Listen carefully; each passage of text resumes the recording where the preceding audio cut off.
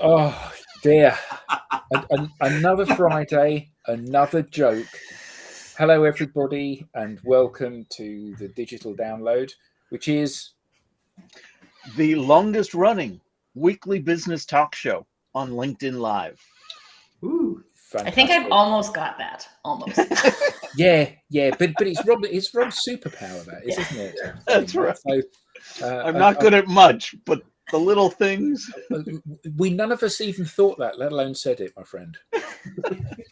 So it's great to be here. So this time, I think certainly in the UK, we've all been blessed with fantastic weather the last week or so, and it made us think about the summer vibe.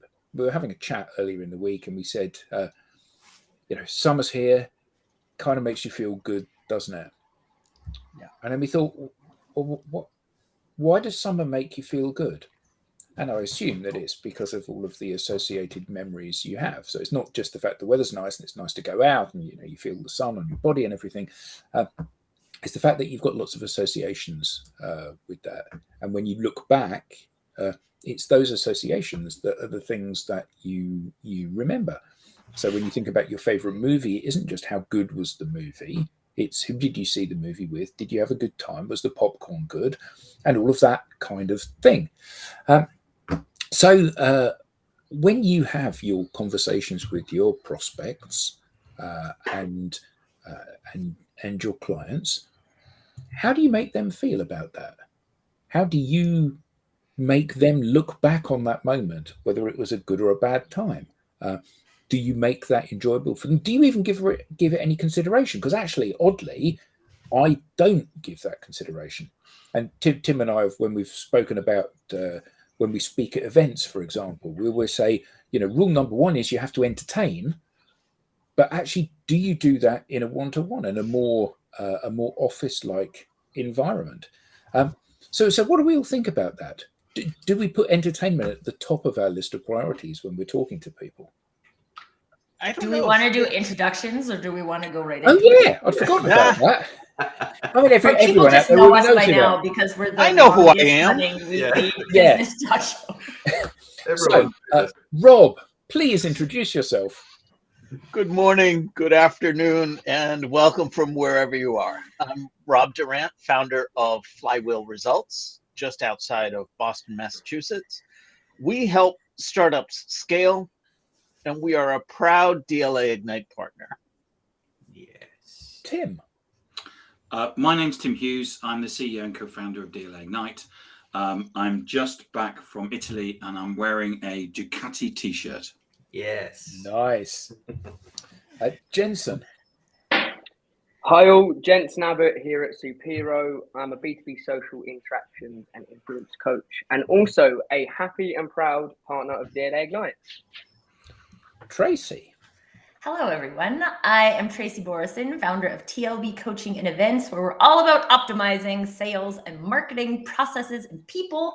And so I feel like my glasses went crooked today, so I'm probably going to be adjusting them a lot. So apologies in advance for that. But I too am a very proud DLA Ignite partner. Alex. Hello all, Alex Abbott, founder of Supero. We're a B2B sales consultancy focusing on social selling and value selling.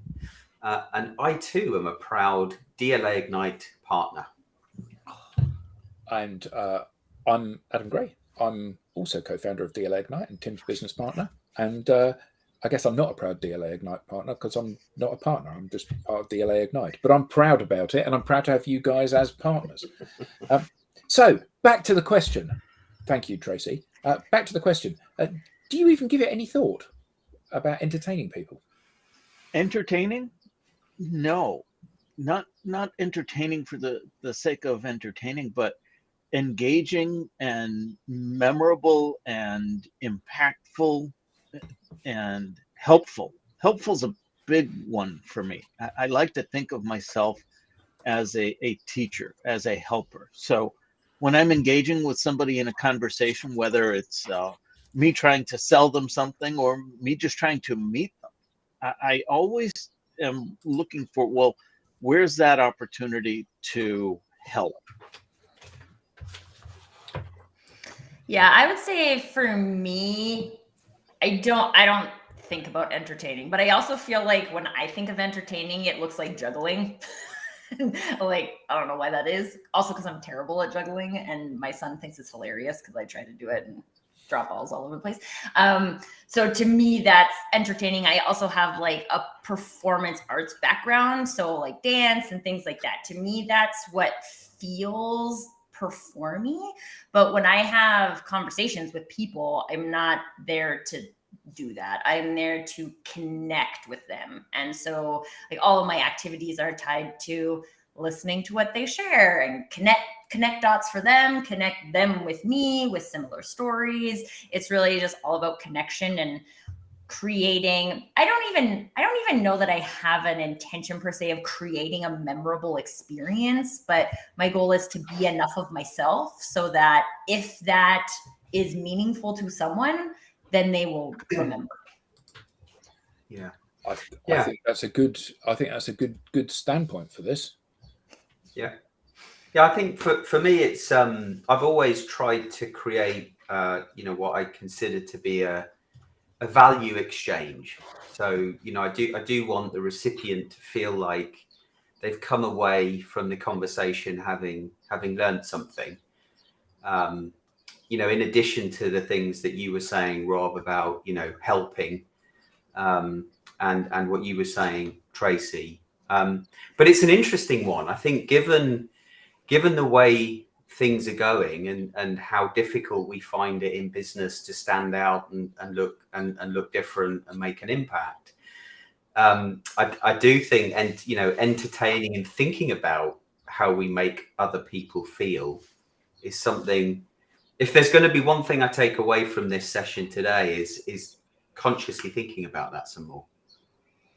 Well, and I would say just from like the entertainment perspective, what it makes me think is like, do I want the people I'm talking to feel entertained, or do I want people to feel like they are informed, connected, seen, heard, appreciated? Those are some of the things that I look for. And so there's many places you can go to be entertained. I like the movies. That's not what I go to my like connections, virtual chats, LinkedIn network for. I go to those people for a different type of experience. So I think it's kind of equal parts. What type of experience do we want to create for people, and what do we want to serve them? What do we think our quote unquote audience or community, or however you want to see that, is coming here for? Are they coming here for entertainment?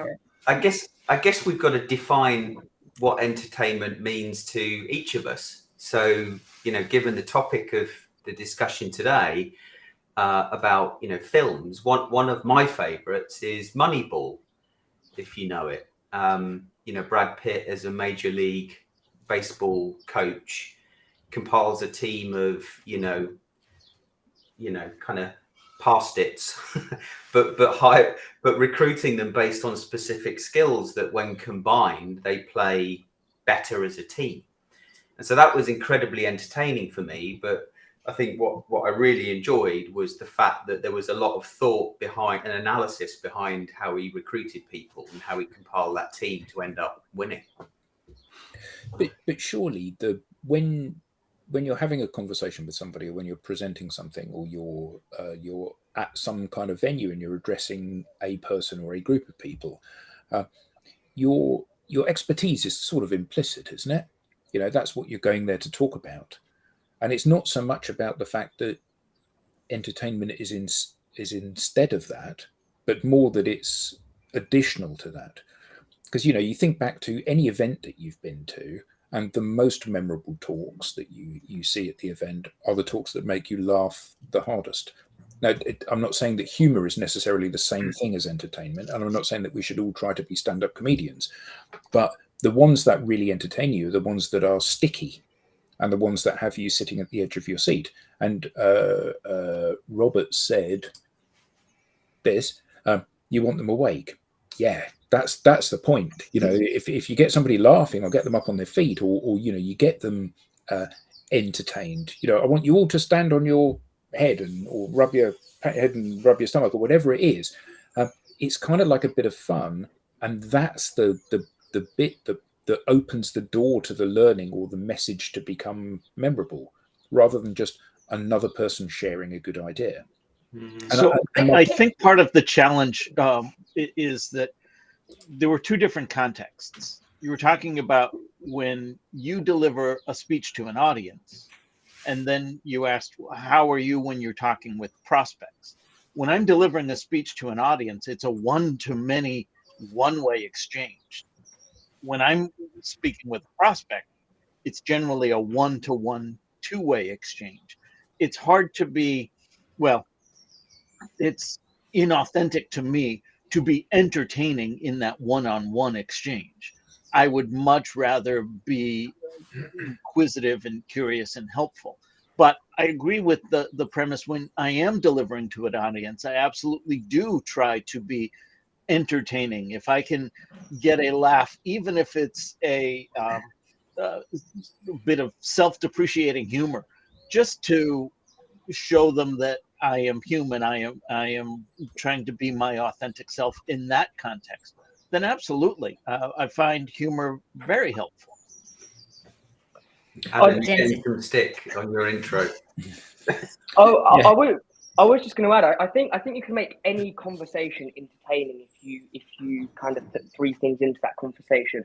That's you being authentic, you bring an energy to the table, and you also bring an insight. I think if you bring those three to the table in any conversation, whether it's business related or on a specific topic, the conversation is going to be entertaining, for sure. So I think if you bring them three to the table, bring a lot of their energy, be authentic, and you bring insight into that, I think then that's the kind of building the foundation of an entertaining conversation. I love Jensen's formulas. They're always so well composed. And so I love that, Jensen. And I also think, so I was at a conference a couple of weeks ago, and Duncan Wardle was the kind of like opening keynote speaker. He's Disney's chief creativity and innovation officer. If you ever get the chance to hear him speak, please take it. It was like well worth the $300 ticket just to hear him speak. But one of the things that was really interesting to me is that I was confused. I was confused whether or not this was entertainment, whether or not this was informative, whether or not this was challenging me to think differently. Like, there were all of the components of that, but it actually ended up being, while I like very much enjoyed it and took like 8 pages of notes away from it, I didn't know what it was. I didn't know if you were here to entertain. And then there were some other keynote speakers that were like clearly there to entertain. And then there were some that were clearly there for informative purposes, but there was I would say like a confusion from me. And I think it came from like the conference overall. I don't think the conference knew what it was trying to be, so it was trying to be all things. But I think there's also something to be said there about us knowing what we're here to do. And if all of us will have slightly different definitions of what entertaining is or what it looks like for us to be entertaining. But we get to decide. Do we want to show up and be entertaining today? Do we want to show up and be like, hey, this is a serious topic? I would say some of my like most impactful one-on-ones have been like not on the entertaining side, because the person I'm talking to is like not in a space to be entertained. They are in a space to need support. And that also leads to memorability. So it's again, like a balance of what am I here to deliver versus like intentionally what am I creating? Yeah, well, maybe, but surely a comedian is entertaining, but comedy isn't the only entertainment. So Dumb and Dumber is an entertaining movie. Schindler. I'm kind of, you know what I mean. It's one of my husband's favorites, and every time he watches it, I'm like, really? Schindler's List is an entertaining movie, and that's about as far from comedy as you can possibly get. So I think that comedy and entertainment are not necessarily, there's a bit of overlap in this Venn diagram, but they're not superimposed on each other. So yes, you can stand up to address your audience, be that an audience of one or an audience of 1,000, and you can make them laugh, or you can entertain them by telling them a good story. Someone else, here we are. Robert said about don't tell anything without a purpose. Yeah, you can take them on a journey by telling them a story, but surely what you want is for people to leave that engagement, whether it's one-on-one or 100-on-1. You want them to leave that engagement saying, that was really good. I really enjoyed being part of that process. And I think that's a really important thing, because it's like saying, well, you're not here to have fun, you're here to work. Well, why can I not do both? Why can I not enjoy being at work and have that as being fun? And that is potentially something that we should be looking at doing with our prospects and our clients. We should make sure that they want to come back because A, they learned something, but B, they had a really good time chatting to us. Yeah. So Alex, what was it about Moneyball that made it one of your favorite movies? Was it the thought around analytics or the storyline? I think the analysis was one thing, but ultimately I'd have to say it was the fact that the underdog could win, right? You don't have to have the most money in the major league or the best players in the Premiership. You can actually, with a lot more thought and the right people, the right insight, you can pull a winning team together that can compete against the best and win. It's a true story, isn't it, Rob? Yes. That's our baseball expert. Right. And a lot of teams are now trying to replicate that, not just in baseball anymore. Well, we've got Wrexham Football Club, a little Welsh football club here in the United Kingdom. Rob, I saw them on Hulu. And is it Ryan Reynolds and his partner, Yeah. whose name escapes me, have bought this? Rob McKinney. Because no one can pronounce it. Bought this football club that were national league, so they weren't pro, and they've just made it into the Pro League, League Two, this season. It's an amazing story. We love a good underdog story, but the reason I ask is because, if you don't mind me sharing, one of my favorite movies is Princess Bride, and the story itself is entertaining. The characters are funny, and there is an underdog story to it. Yeah, thank you. Yes, and a lot of classic lines. But it wasn't the movie itself that it made it so endearing to me. I remember going to see this movie, not having heard about it. It was myself and my girlfriend at the time going to the 11:30 showing at night, 11:30 showing of this movie. And we were about 6 people in the theater total. And 5 minutes into it, my girlfriend fell asleep. So I'm there in this huge theater, immersed in this beautiful story, this elegant scenery, this fairy tale story. And it was as though they were just speaking solely to me. I can still remember the popcorn bag that I was holding. I can still remember every little nuance of that night. And it was a great story, absolutely. But I wonder if it was the storyline that made it one of my favorites, or the memories that surrounded it. Because the director had no control over anything other than what they put on screen. Hey. So many good lines, right? Priceless. Oh, but that's my point. I have so many memories of so many other things that where the person who created it didn't have control over some of those elements. And yet those elements were what made it meaningful and impactful to me. So taking it back to the context of when you're speaking with a prospect, how do you control for that? Sometimes you can't. Yeah. Sometimes you have to intentionally deliver some of those memorable elements, and it doesn't have to be an over-the-top humorous approach to it. It's just trying to be memorable. Yeah, I've got a story myself, Rob. This time my girlfriend didn't fall asleep, but so this was quite a few years ago now. So my 21st birthday, my dad bought me and my girlfriend at the time a holiday. A week in Spetses, a Greek island. Actually, the girl is now my wife. So this is Jackie coming up to my 21st birthday. And this Greek island was a tiny little island. One of the highlights was getting the Slovakis from the little wagon that was parked, just near the beach. There was one disco or nightclub, Adam. Thanks. All nightclubs now, if anyone saw Sales TV on Tuesday. And there was this beaten up old outdoor cinema with stone seating.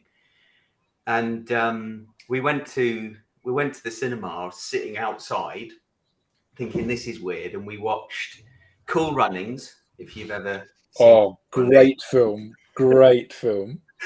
And Weekend at Bernie's,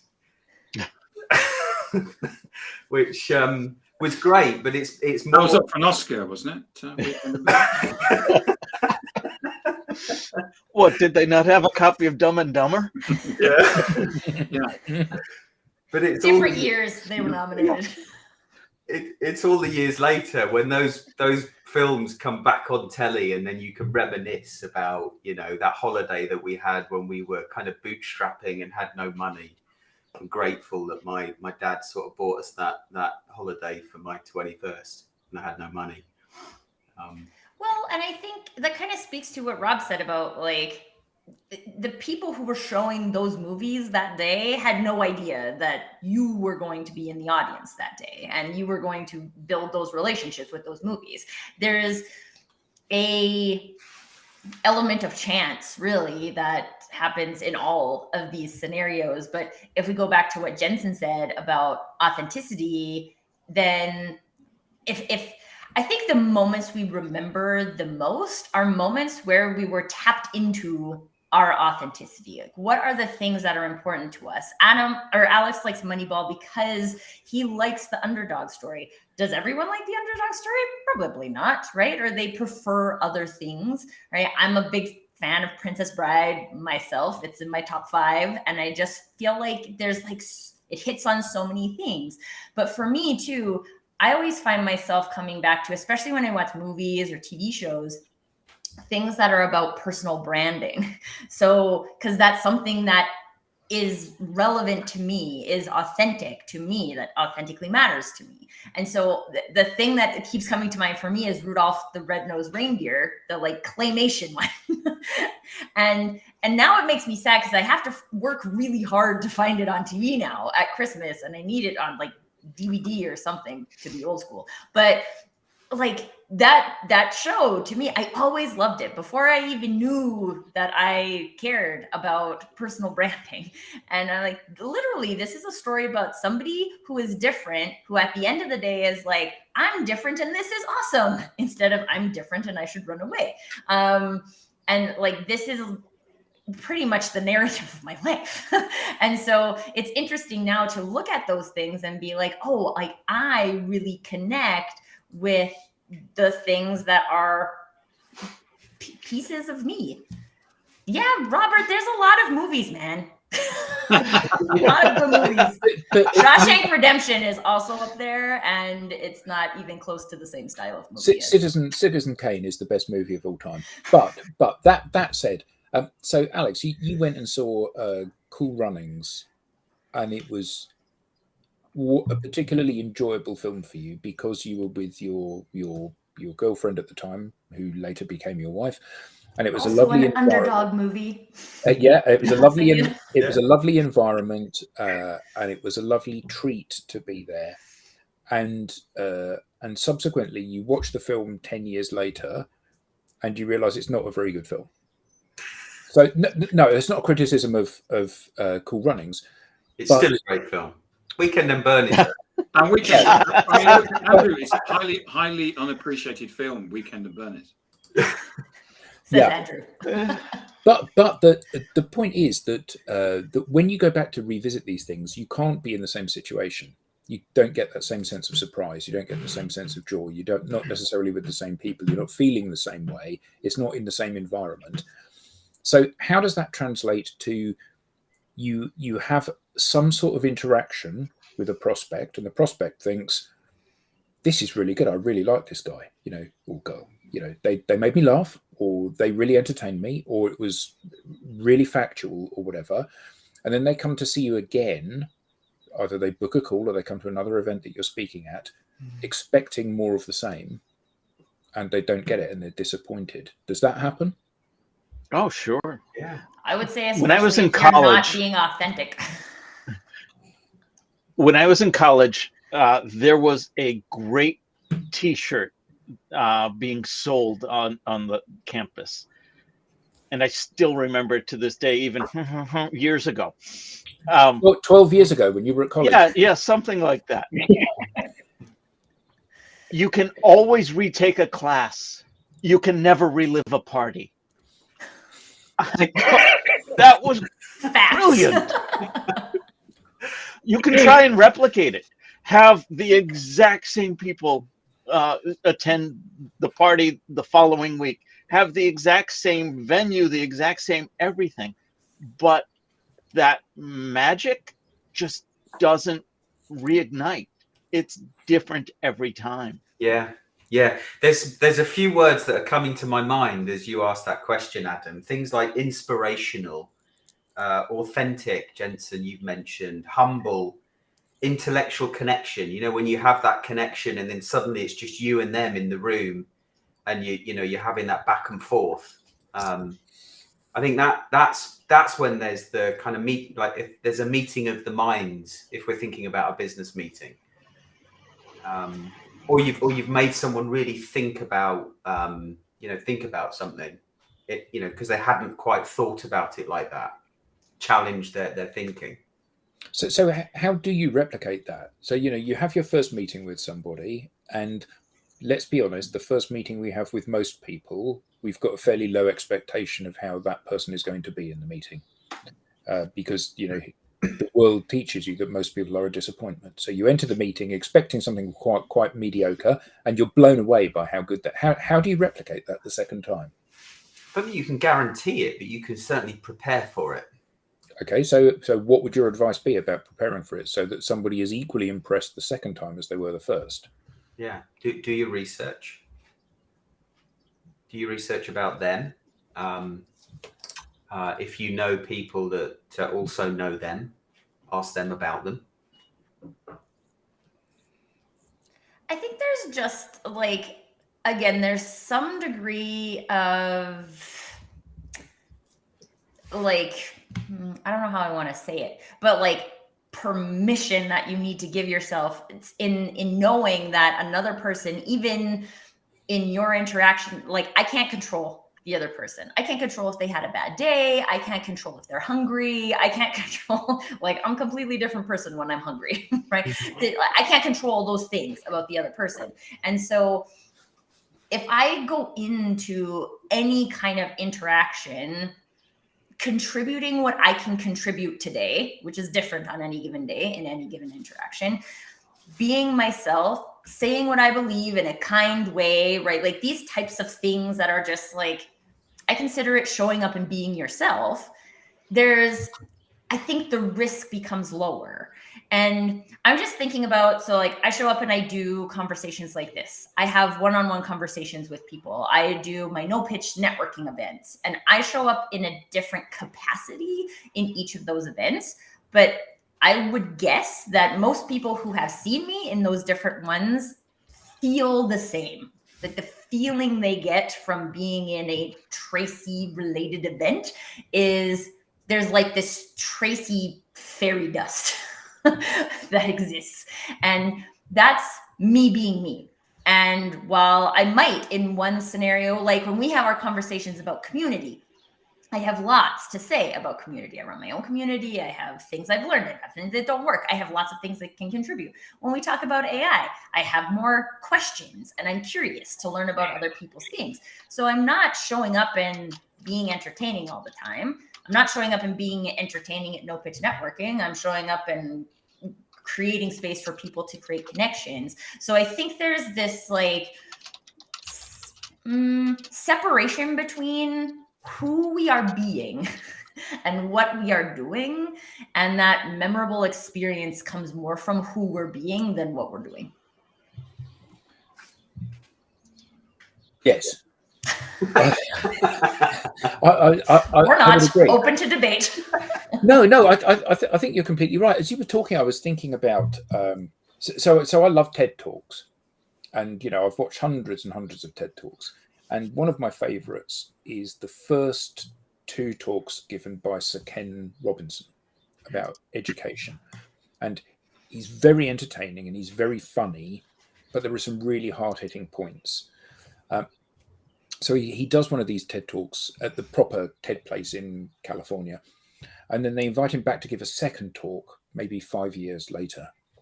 So he walks onto the stage and he said, "It's 5 years since I was last here. And it was great. I got such fantastic feedback and it became one of the most downloaded talks of all time. So I'd like to pick up where I left off." So as I was saying, and then he immediately launches into the talk as if it had been just a few moments beforehand. And I think that things like that draw people in, and that's part of the entertainment. The reason it's entertaining is because it resonates with you. The reason that it's memorable is because it resonates with you. The reason that you learn something is because you're listening, because it resonates with you. So trying to make it resonate, and you're right, Tracy, being authentic, being yourself is the thing that isn't going to change from one meeting to the next. So what sort of things can we do to facilitate that, do we think, to be as engaging and as relevant and as interesting as possible to people? So I think to what Robert said, he mentioned his skilled speaker with passion equals a great event, and a skilled speaker without passion equals crap event.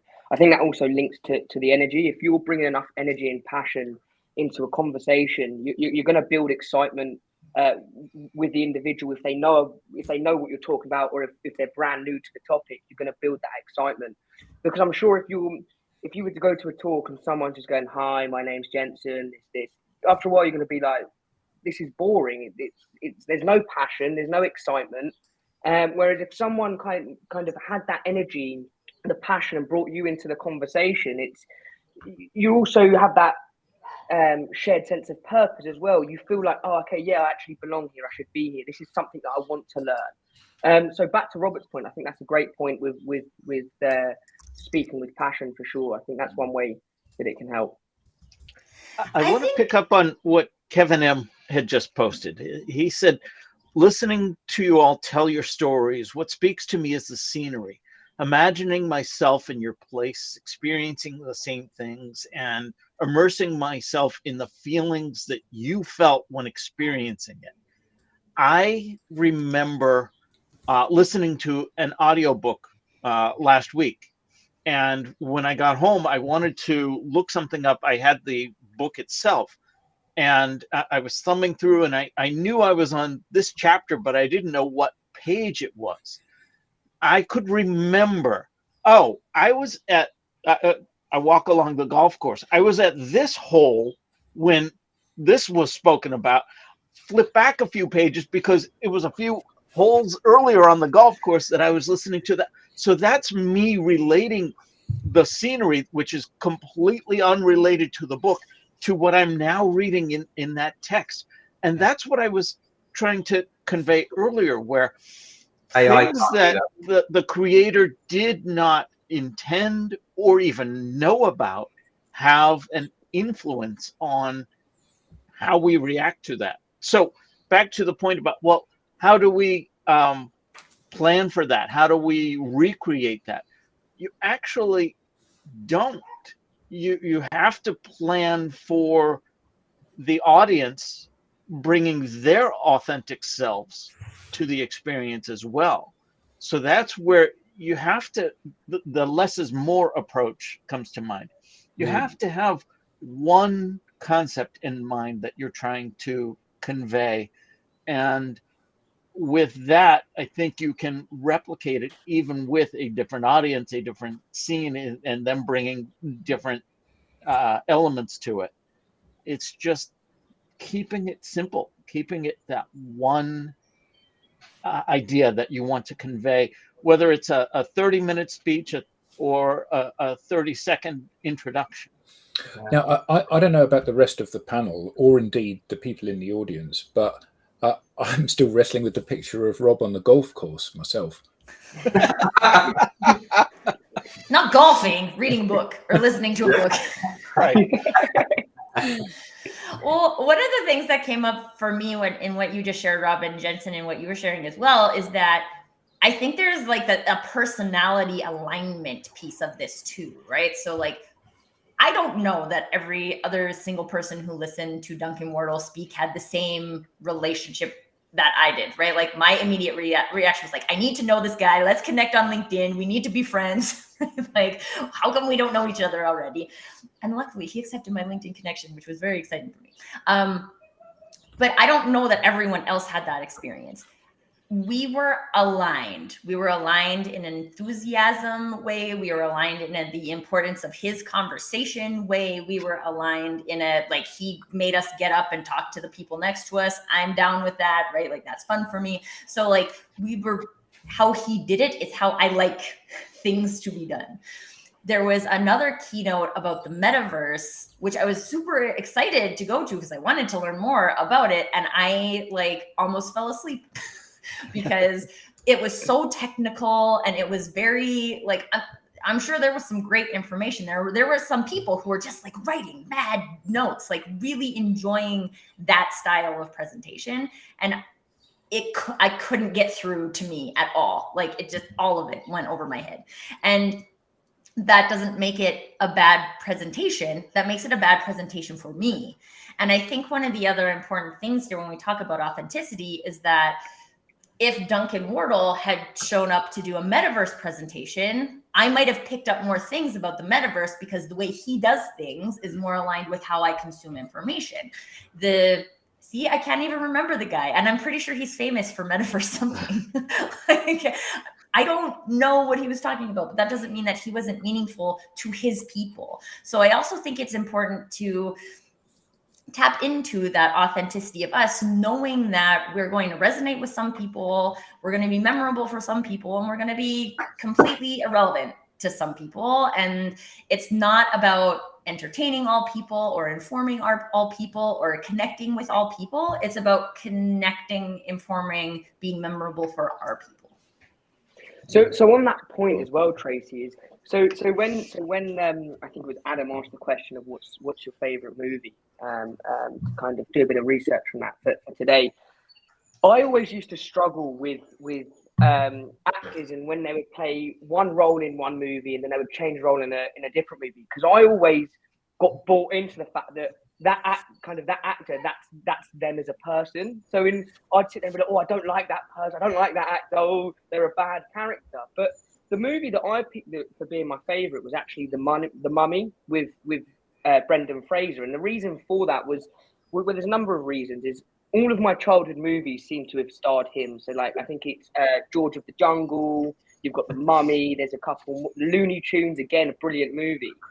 But then what I kind of soon later learned recently was how his career kind of got turned upside down after The Mummy, and with The Rock kind of stepping in. And The Rock was this figure with muscles and he's the next big star. And all of a sudden, kind of Brendan Fraser disappeared for 10 years and no one really heard of him, where he went, what he was doing. And all of a sudden he came out, and this is the reason why I loved his journey, is because you could see how hard he worked. He had to put on so much weight for his role, The Whale, which was almost like the comeback comeback position in his career, right?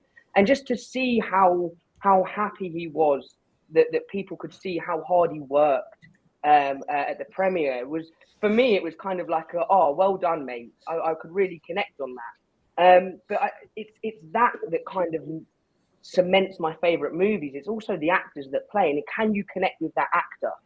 What's the reason that you connect with that actor? And there was a lot, right? I was young. I would look at Brendan Fraser and The Mummy and think, oh, he's a pretty well-built guy. Oh, he's attractive. He's funny. Oh, yeah, that's and you then connect with those actors, and then you tend to find that your favorite movies tend to star your favorite actors for sure. Yeah, well, I used to be scared of The Mummy. I remember. Yeah, I did. Yeah, I can't lie. When I was watching it about 8 years old, and Thanks, Dad. Thanks, Dad. A real bait out there. But I think this is interesting too, right? Because it's almost like we go on the journey with our favorite actors, but we choose to go on the journey. And one of the things that's coming up for me, so like I love Dan Brown as an author. Like Angels and Demons is one of my favorite books after The Hobbit. I have other things to say about The Hobbit as a movie too. But I have this problem when I read a book first and then they make the movie and the characters. So like Tom Hanks, I love Tom Hanks, great actor, right? He's not Robert Langdon. And it drives me nuts every time I watch those movies. So I'm like, this is wrong. This is like, love you as an actor, but no, this is not right for me. And again, like there's probably lots of people who are like, oh my God, what a great choice for Robert Langdon. But for me, I'm like, no, that's wrong. And so like all of us are having these like different experiences. And I can't remember if it was Robert or who said earlier on in the chat that there's a difference between like creating from a one-way narrative. Like I'm creating a movie and I don't know what the state of the people who are going to be consuming this is. I have to create for everyone. Same thing as like a stage presentation. But when I'm in those one-on-one interactions, I'm not creating for everyone. I'm creating for one person. So like Alex said earlier, what do I know about that one person? What do I know worked the first time? What created connection the first time? How can I provide opportunities for those types of connections to be ignited again? DLA Ignite. There you go. Boom. So along the lines of not being able to control the person receiving it, I remember the 7th Star Wars movie, the first of their last reboot, was one of my and my family's favorite movies. And it wasn't so much for the movie itself. The movie itself, looking back on it, was pretty good. But it was everything leading up to it. It had come out around Christmas time. So the family decided before we watched the 7th one, we were going to watch all 6 at home. And we did. Well, over the course of 3 or 4 days, we had binge watched 6 movies together. What a fantastic, and it was Christmas time and just all this togetherness. So we're so looking forward to going to the theater and seeing that. And we came out of the theater and just loved it. So fast forward 2-3 more years, when the 8th one is coming out, same type of scenario. Christmas time, we binge watch all of them. We're talking about what we expect, and the movie itself was horrible, in our opinion, and it ruined the whole franchise for us, and it ruined that whole experience. That last one that came out, we didn't even bother. No, we're not going to binge watch them. We're not going to. Yeah, we're going to see it, but just because we kind of felt like we had to finish it. But it's that whole reliving a party. We had all of the same characters, but a very different outcome. But so isn't the problem here that The Princess Bride is a great film? The Princess Bride 2 may not be a great film. Not that there is a Princess Bride 2. Right. You watch The Bourne Identity and you go, it's a brilliant film. And you watch Die Hard and you go, it's a brilliant film. And you watch Star Wars and you go, it's a brilliant film. And you watch all of these things because it is the aggregation of all of these different elements, some of which are within the film company's control and some of which are not. Some of which are absolutely about you and your family sitting and binge watching the first 15 films before you go to the cinema to watch the 16th film. And the problem is that so much of that is outside of your control. So maybe the answer is to and somebody might have said this, I can't think who it was, that you just be authentic. So you rock up. I know exactly who it was, of course, Tracy. You rock up and you are authentically yourself, and you try to be helpful, and you try to create a value add, but you don't try to replicate the massively successful meeting that you had last time, because actually what you don't want is to be held accountable based on the last meeting, which just happened to work perfectly. And you're simply trying to turn up and do the best job you can do, given the tools that you have at your disposal.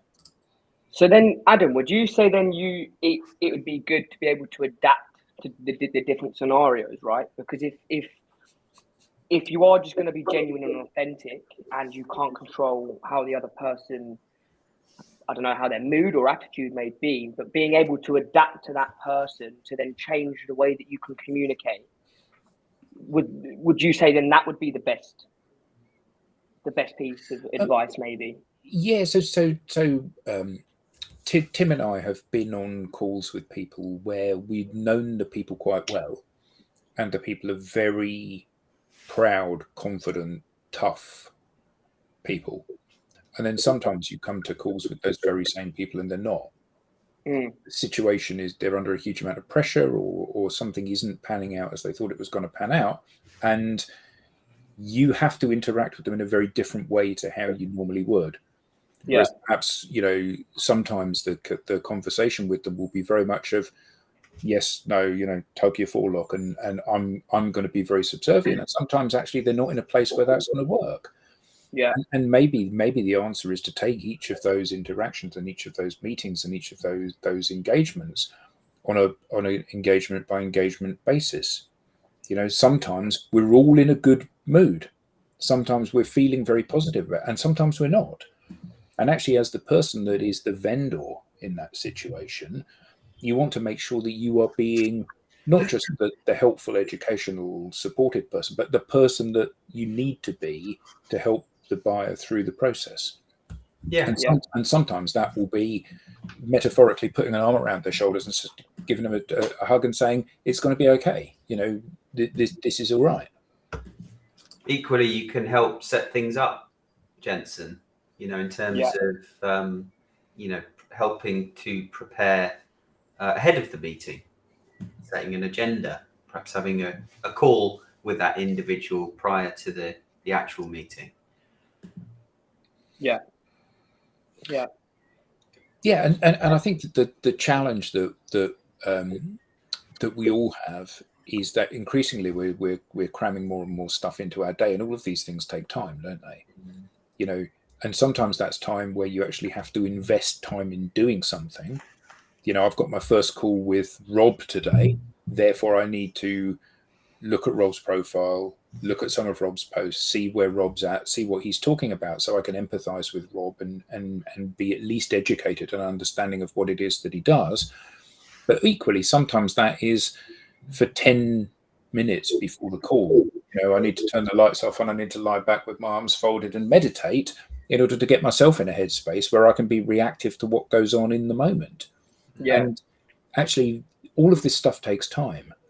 And I think that one of the things, certainly that I've learned over the years, is that if you don't carve out those little bits of time, even if it's only just a few minutes here and there, then you're setting yourself up for a catastrophe. And to say I haven't got time is a very dangerous thing to do, because to not invest 5 minutes before the meeting to stretch my legs and to have a walk around and to close my eyes could sink the culmination of a year's worth of prep work to get to that point. Yeah. And I think that part of this surely is about us giving ourselves permission to do these things in order that we can be our best selves. And maybe that is being entertaining and joking, and maybe that's not. Maybe that's about being supportive, or maybe that's about really examining the person that we're talking to and trying to empathize with them and put ourselves in their shoes. Or maybe it's just about doing some background. Yeah. 100%. I So think for me in that, like, even when people say like, I haven't got time, right? My brain always says, you haven't made time. Yeah, you choose not to have time. Like we can all fill our time with lots of things, right? What do you choose to spend your time on? Do you choose to look at someone's, literally looking at someone's profile before a call takes 2 minutes, right? Yeah. You don't have to read everything in detail and be able to recite back their work history, right? It's about like having that vibe. And it's also about like just giving yourself the time to think about how would I, if I was going to show up optimally for a meeting, for a presentation, I have a friend who, like, when she does a presentation, she can like really work herself up. So she takes the entire day before and just does like breathing and journaling and meditation. And quite honestly, if she can take an entire day to prep for that, then we all have time.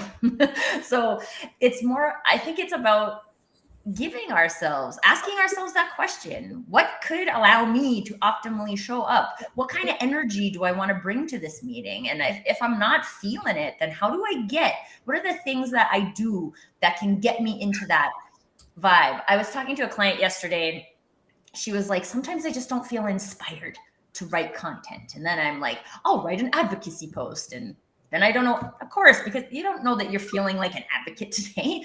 But my recommendation for her was like, what are the places that inspire you? Is one of the reasons why I do this show, to be honest with you, because I know that I'm going to get interesting conversations, new perspectives, and energy, and that my energy as I come is welcome here.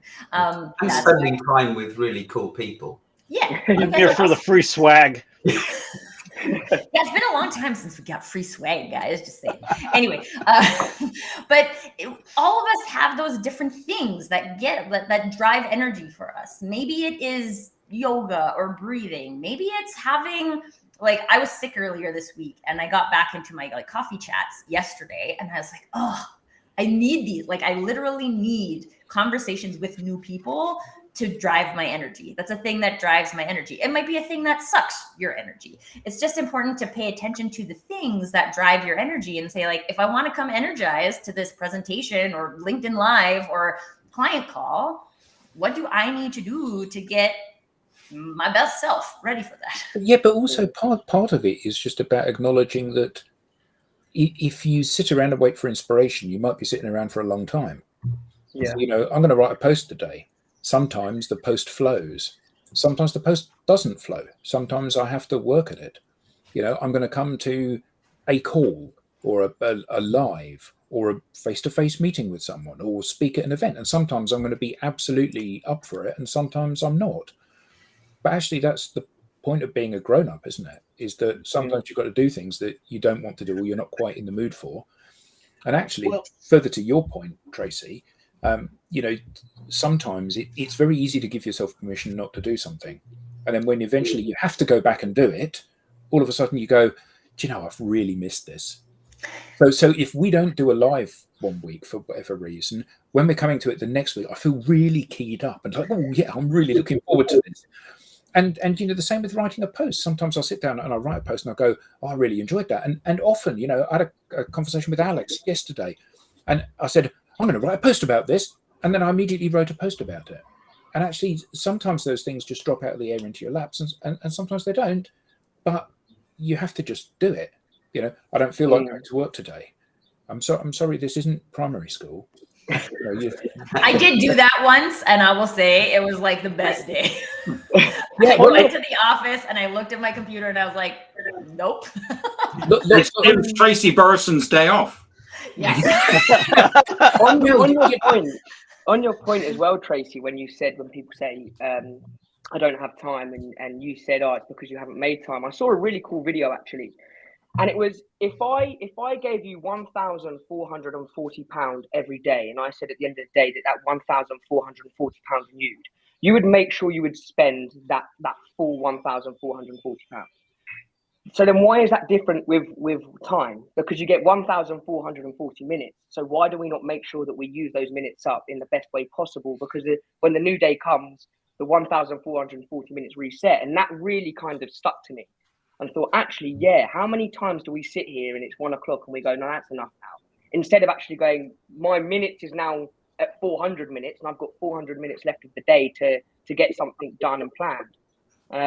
Just thought I would share that because it was a really cool video that I saw, actually. So yeah, a great book on that is Arnold Schwarzenegger's autobiography, Total Recall, and he said that one of the reasons that he loved the role of the Terminator is he thought, if I was a machine, I wouldn't have to sleep, so that means I would get 6 or 7 or 8 hours extra time per day to do so. It's an incredibly inspirational book. But you talking about the day off, and now people may have heard me say this, but in my 20s, I worked at this company. We worked really, really hard, really, really long hours. And one day, I think my girlfriend at the time and I had got like free Eurostar tickets or free shuttle tickets to drive over to France. So it's really early in the morning, and I pick up the phone and I go, "Oh, I'm feeling really ill. I can't come in today." And they're like, "Oh, I hope you feel better tomorrow." And then I ran out and got in the car and we drove down to Folkestone and went across on the ferry to France, thinking it's going to be just like Ferris Bueller's Day Off. Sadly, though, it was Bastille Day in France. So everything was shut. Even the hypermarkets were shut. So we basically drove over there, parked the car on the beach, sat on the beach without any food or anything, sat on the beach, and then got in the car and got the Eurostar back. And it was like, yeah. The reality is that you've sometimes just got to suck it up, and trying to take shortcuts doesn't really help because you don't get out what you think you're going to get out. I don't know. On the day I took off, there's like no, we're supposed to be inspiring people not to take days off. You should take meaningful days off. Also, if you're going to take a day off, make it meaningful. Literally, I've done this once in my entire career, and it was like super meaningful to me. And I partially did it because at that time, Carter, my now husband, he had Fridays and Saturdays off instead of Saturday, Sundays. And it was a Friday. And I was like, nope. So I called him and I'm like, do you want to go to the mountains for lunch? And he was like, yeah, I do. And it was February or something. And there's this little tiny island in the middle of the lake, which I've always been like, oh, I'd love to go out to that little island and like take a kayak or whatever. And the lake was frozen. So we walked across the lake to the island and then have these pictures of us on this island. And every time I drive by it, I'm like, we were out there. And so, but I mean, again, like that exact example, meaningful for all people? No, but like, I think at the end of the day, when we're talking about being memorable, when we're talking about creating experiences for people, there has to be that like flavor of us in it. And sometimes it doesn't work out. Sometimes we have grandiose plans and it kind of flops. And that is also part of life. And so maybe you have a great day. Maybe you have a day on the beach. Maybe that's a great day for you. It's a good story anyway, right? And like, I love the time I climbed Mount Fuji, which we'll save for another show because we don't have time for that story. But I like almost died. And now it's one of my favorite stories to tell because I'm like, I almost died. But like, this is the like fun humanness, right? I guess I would come back to like the humanness of it. Where it's like humans creating relationships, telling stories, being in interactions. Someone uses the word interactions with other humans, right? So like, let's be human and our own version of what that looks like, the energy we bring to things. It's not about all of us bringing the same amount of energy to things. It's about bringing your energy to things because people need that. I always say I choose coaches who have like that cool, composed, like kind of granola energy because it's very opposite of mine. And I am trying to accomplish things to cool down and create space for myself. And I need that from someone else because I don't create that. I create energy and enthusiasm. That's part of my brand. And so when we all can just be ourselves, we have that like freedom to balance each other out and create the On that note, let me ask everyone, how did you feel today? I wanted to take a moment to thank everyone in the audience for their contributions. Again, fantastic contributions. Thank you to the panel.